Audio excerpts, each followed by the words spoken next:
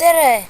See on Rebane 2001 ja ma täna näitan teile, kuidas Windows Shapiga kiiresti teha .zip faili, mida saab kõikidele kiiresti edasi saata ja kus saab asju hoida. Alguses valige kõik enda asjad.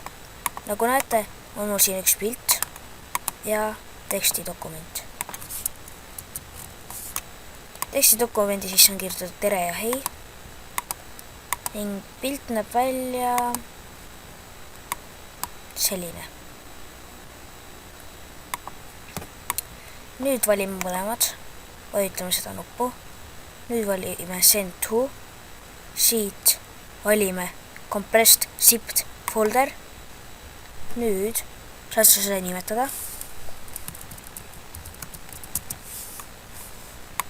Nüüd kui sa teed topeltkliki, saad sa sisse. Ning kui sa soovid neid asju siit kiiresti välja saada, siis valid selle, kirjutad, võtad siit extract all. Nüüd valid asukoha.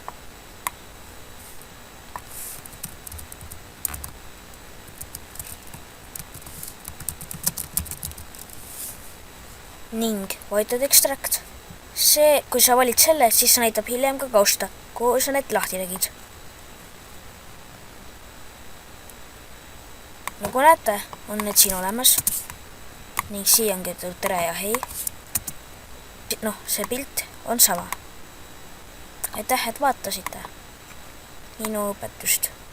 Ning palun ärge ütelge, et kõik oskavad seda ja nii edasi, sest mõndadel inimestel läheb seda videot tõesti vaja.